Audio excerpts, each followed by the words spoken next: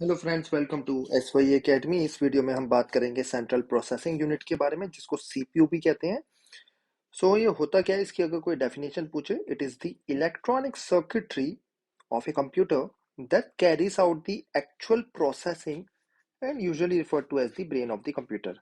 तो अगर आपसे पूछे कि ब्रेन ऑफ द कंप्यूटर क्या है, तो वो मेमोरी नहीं है, सेकेंडरी या प्राइमरी मेमोरी या रैम नहीं है, वो सेंट्रल प्रोसेसिंग यूनिट है।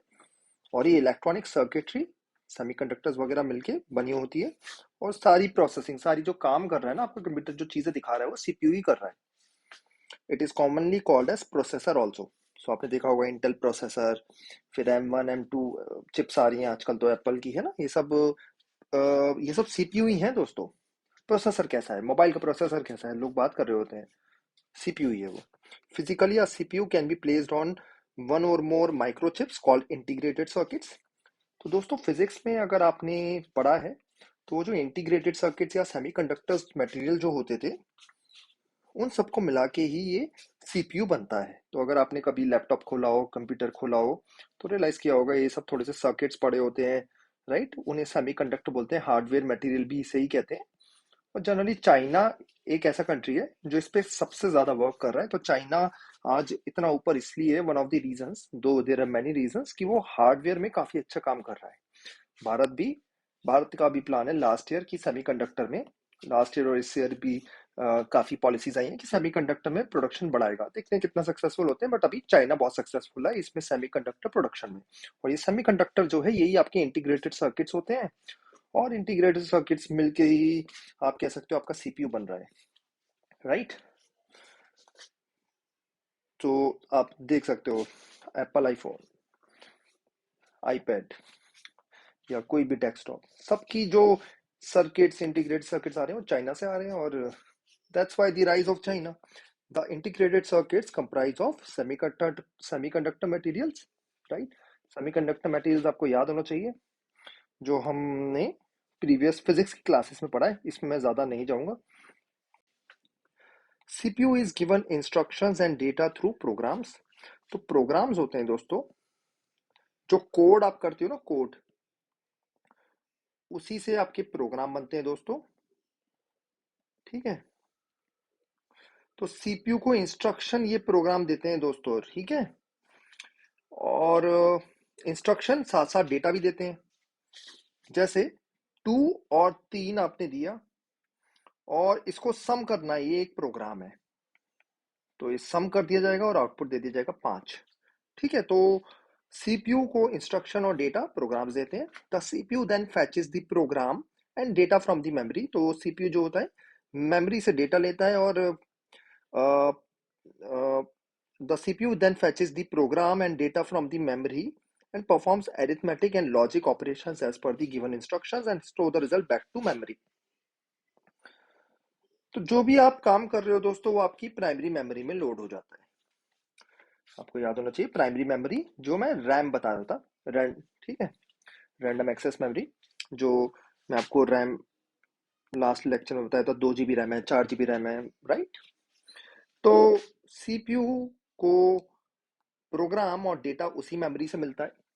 तो होता कैसे है, जैसे आपने फेसबुक एप्लीकेशन चलाई, तो फेसबुक एप्लीकेशन आपके मेमोरी में आ जाएगी, और फिर आप जो परफॉर्म कर रहे हो ऑपरेशंस, वो सब चलते रहेंगे। तो फेसबुक का प्रोग्राम लिखा हुआ है पूरा, है ना दोस्तों, वो जो एप्लीकेशन लिखी है वो पूरा प्रोग्राम लिखा हुआ है।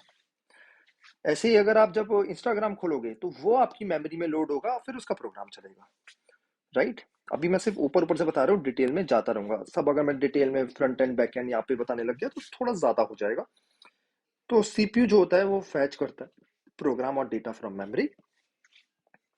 आपका सारा डेटा रहता है, आपका यूजर नेम क्या है। तो आप जैसे लॉग्ड इन, फेसबुक में आपने लॉग इन कर लिया एक बार, अगली बार तो है ना लॉग इन करना होता है।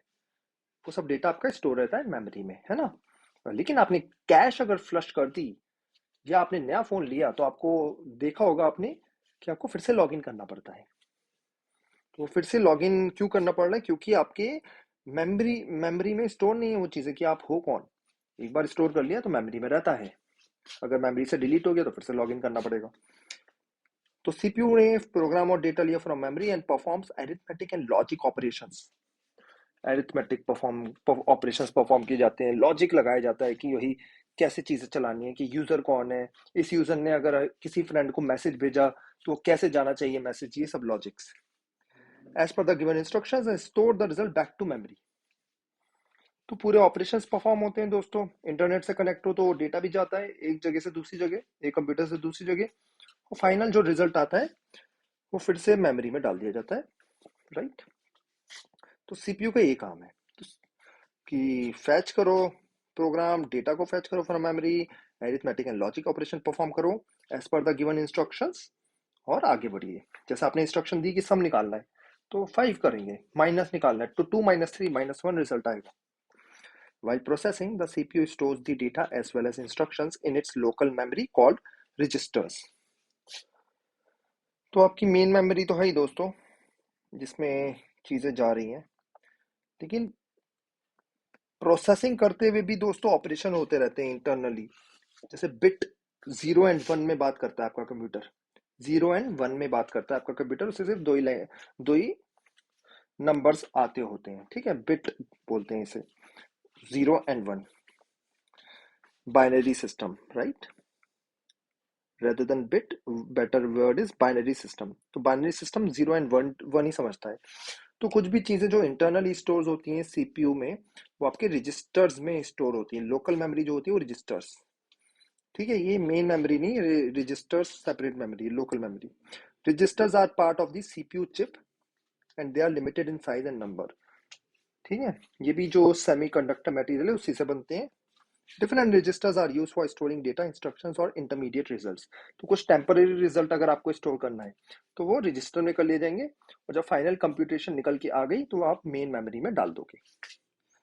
Other than registers, the CPU has two main components, एक तो अरिथमेटिक लॉजिक यूनिट और एक कंट्रोल यूनिट, ये दो हैं।